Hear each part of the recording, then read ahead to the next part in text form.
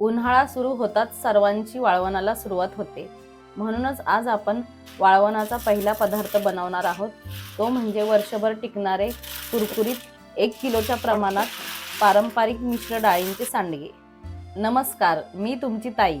ताईच्या किचनमध्ये आपले सर्वांचे खूप खूप मनापासून स्वागत आहे. चला तर मग रेसिपीला सुरुवात करूया. वाळवणाचे पदार्थ बनवण्याची आवड माझ्या आईला खूप जास्त आहे आणि तिच्याबरोबरच करून करून मी हे पदार्थ बनवायला शिकलेले आहे. आणि आता इथून पुढे आपण जे वाळवणाचे पदार्थ बनवणार आहोत त्याच्यासाठी तीच मला हेल्प करणार आहे. मिश्र डाळीचे सांडगे बनवण्यासाठी मी कोणत्या कोणत्या डाळी घेतलेत आणि किती प्रमाणात घेतलेत ते आधी आपण बघूयात. इथे मी ही मटकीची डाळ 500 ग्रॅम घेतलेली आहे. ही तुम्हाला कोणत्याही किराणा स्टोअरमध्ये भेटेल आणि ही डाळ जर तुम्हाला नाही भेटली तर तुम्ही मटकी पण घेऊ शकता. 200 ग्रॅम तुरीची डाळ घेतलेली आहे. 200 ग्रॅम मूग डाळ घेतली. 50 ग्रॅम चण्याची डाळ घेतलेली आहे. 50 ग्रॅम सफेद उडदाची डाळ घेतलेली आहे. ह्या डाळी आपल्याला कमी प्रमाणात घ्यायच्या आहेत, कारण हरभरा डाळ म्हणजेच चण्याची डाळ जास्त वापरली तर ते जास्त बेसन खाल्ल्यासारखं लागेल आणि उडदाची डाळ खूप चिकट असते, त्यामुळे ही आपल्याला कमी प्रमाणात वापरायची आहे. सर्व डाळी मिळून ह्या 1 किलो प्रमाण आहे. ह्या डाळी टिकवण्यासाठी पावडर लावलेली असते किंवा धूळ वगैरे असते, म्हणून या डाळी आपल्याला ओल्या कॉटनच्या रुमालाने पुसून घ्यायचे आहेत. हा रुमाल मी थोडासा ओला करून पिळून घेतलेला आहे. या रुमालाने आता आपण सर्व डाळी पुसून घेणार आहोत. जास्त पण ओला करायचा नाही रुमाल. अशा प्रकारे एक डाळ मी तुम्हाला पुसून दाखवते. तुम्ही अशा डाळी धुवून 5 ते 6 तास असा पंख्याखाली पण वाळवून घेऊ शकता, पण त्याला खूप वेळ जातो, म्हणून आपण हे अशा प्रकारे पुसून घेणार आहोत. अशा प्रकारे मी आता सर्व डाळी पुसून घेते.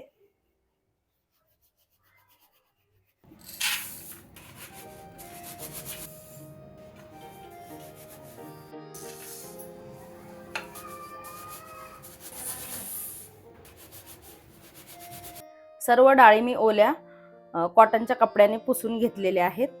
आता ह्या मी 1 तासभर पंख्याखाली सुकवून घेणार आहे, कारण आपण ओल्या कपड्याने पुसलं होतं त्यामुळे त्या थोड्याशा अशा ओलसर झाल्यात.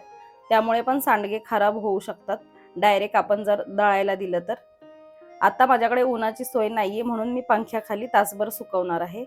तुम्हाला जर उन्हात वाळवायचे असतील तर तुम्ही 15 मिनिटं ते अर्धा तास उन्हात वाळवू शकता. सर्व डाळी मी 1 तासभर पंख्याखाली ठेवल्या होत्या. छान अशा त्या कोरड्या झालेल्या आहेत. पूर्णपणे मॉइश्चर त्याचं निघून गेलेलं आहे. आता आपण सर्व डाळी एकत्र करून घेणार आहोत, कारण मी या डाळी आता गिरणीमध्ये दळून आणणार आहे.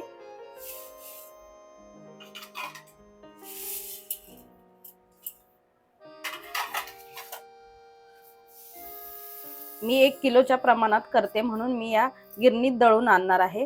तुम्ही जर थोड्या प्रमाणात करत असाल तर तुम्ही मिक्सरमध्ये पण बारीक करू शकता, पण मी आता हे गिरणीत दळणार आहे म्हणून एकत्र करून घेते. तुम्ही जर मिक्सरवर करणार असाल तर सर्व डाळी वेगवेगळ्या बारीक करा, कारण प्रत्येक डाळीची साईज वेगळी असल्यामुळे ते व्यवस्थित मिक्सरमध्ये बारीक होत नाही. यात आता आपण पाव कप जिरे ऍड करणार आहोत. जिरे आधीच डाळींबरोबर वाटून घ्यायचे, कारण ते व्यवस्थित असे बारीक होतात डाळींबरोबर आणि त्याचा फ्लेवर पूर्ण सांडग्याच्या आपल्या पिठाला छान असा लागतो. आणि हे आपल्याला रवाळ बारीक करून आणायचं आहे. गिरणीवाल्याला तुम्ही सांगायचं, जसं आपण बेसनच्या लाडूसाठी रवाळ पीठ दळून आणतो तसं दळून आणायचं आहे. एकदम अशी गव्हाच्या पिठासारखं बारीक नाही दळायचं, नाहीतर ते सांडगे एकदम पिठूळ असे होतात, म्हणून ही काळजी घ्यायची. रवाळ दळून आणायची. मिश्र डाळींचं पीठ मी असं गिरणीतून दळून आणलेलं आहे. अशा प्रकारे रवाळ दळलेला आहे. आता आपण हे सांडग्यासाठी मळून घेऊया. त्यासाठी आपल्याला ही एक गड्डी लसूण मी सोलून असं टेचून घेतलेलं आहे. लसणाने सांडग्यांना खूप छान अशी चव येते. अर्धा चमचा हिंग घालायचा आहे. अर्धा चमचा हळद, 2 टेबलस्पून लाल तिखट किंवा तिखट तुम्ही तुमच्या आवडीनुसार कमी जास्त करू शकता. चवीनुसार मीठ आणि मुठभर बारीक चिरलेली कोथिंबीर घालायची. कोथिंबीर जास्त पण घालायची नाही, नाहीतर सांडगे काळपट पडतात. ते आपण थोडं थोडं पाणी ऍड करत घट्टसर मळून घ्यायचंय. पाणी आधीच जास्त घालायचं नाही, थोडं थोडं पाणी घालत घालतच मळून घ्यायचंय. हे पीठ आपल्याला जास्त घट्ट पण नाही आणि जास्त सैल पण नाही मळायचं. हे रवाळ दळल्यामुळे पटकन मळलं जातं.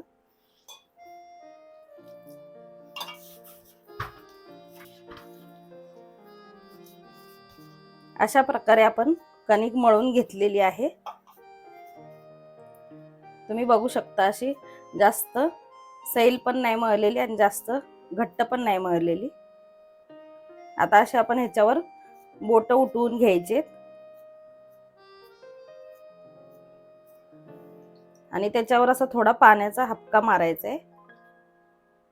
पाण्याचा हपका ह्यासाठी मारायचा की आपण पीठ एकदम रवाळ दळलेलं आहे, तर ते पाणी हळूहळू त्याच्यात खाली झिरपून जी रवाळ पीठ आहे ते पण व्यवस्थित भिजलं जातं आणि हे सांडग्याचं पीठ चांगलं भिजेल.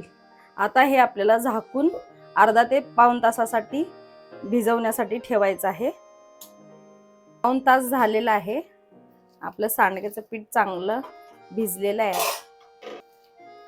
तुम्ही बघू शकता ह्यातलं पाणी पूर्ण सगळं झिरपलेलं आहे आणि त्यामुळे ते आतपर्यंत चांगलं भिजलेलं आहे. आता आपण असं थोडासा पाण्याचा हात घ्यायचा आहे आणि यातलं थोडंसं मिश्रण घ्यायचं. मी व्हिडिओसाठी छोटंसं पोतं गव्हाचं हंतरलेलं आहे, ते चांगलं स्वच्छ धुवून वाळवून घेतलेलं आहे. त्याच्यावर मी आता सांडगे घालणार आहे. सांडगे घालण्यासाठी मी असं थोडंसं सांडग्याचं मिश्रण घेतलेलं आहे आणि त्याला थोडासा पाण्याचा हात लावून आपल्याला हे सांडगे घालायचे. छोटे छोटे सांडगे घालायचे, जास्त मोठे घालायचे नाहीत. मोठे सांडगे घातले तर ते व्यवस्थित आतपर्यंत वाळत पण नाहीत आणि कालवणात म्हणजेच आमटीत ते व्यवस्थित शिजत नाहीत. अशा प्रकारे आपल्याला असं हात वळवून असं अंगठ्याच्या मदतीने सांडगे घालायचे. त्याला असा वेगवेगळा शेप काटेरी असा दिसला पाहिजे, अशा पद्धतीने ते घालायचे.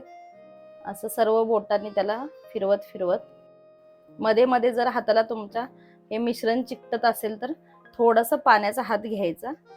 जास्त पाणी लावायचं नाही, नाहीतर त्याला लवकर सांडग्यांना बुरशी येते. अशा प्रकारे आईने मी सर्व सांडगे तोडून घेतले आणि 3 दिवस उन्हात वाळवून घेतले. 3 दिवसापेक्षा जास्त पण दिवस वाळवायचे नाहीत, नाहीतर सांडगे पांढरे होतात. आणि 1 ते 2 दिवस पण वाळवून चालत नाही, कारण ते व्यवस्थित आतपर्यंत वाळले जात नाहीत. मग बुरशी येते, जाळी धरते आणि मग ते वर्षभर टिकणार नाहीत. 3 दिवस मी हे सांडगे कडक उन्हात वाळवून घेतलेले आहेत. तुम्हाला समजलंच असेल कसे कडकडीत असा आवाज येतोय. अशा प्रकारे सांडगे वाळवून घेतले की अजिबात खराब होत नाहीत आणि कलर पण तुम्ही बघू शकता, अजिबात काळपट पडला नाही किंवा पांढरे पण उठले नाहीत. एकदम परफेक्ट असे सांडगे आपले तयार झालेले आहेत. आता हे सांडगे आपण हवाबंद डब्यात वर्षभर वापरू शकतो. ह्याला अजिबात काही होणार नाही. पण अशा प्रकारे माझ्या या पद्धतीने हे मिश्र डाळींचे पारंपरिक सांडगे बनवून बघा आणि मला कमेंट करून सांगा. नक्की तुम्हाला आवडतील. व्हिडिओ आवडले असेल तर लाईक करा, जास्तीत जास्त शेअर करा. चॅनलवर नवीन असाल तर अशाच पारंपरिक रेसिपीसाठी चॅनलला सबस्क्राईब करा.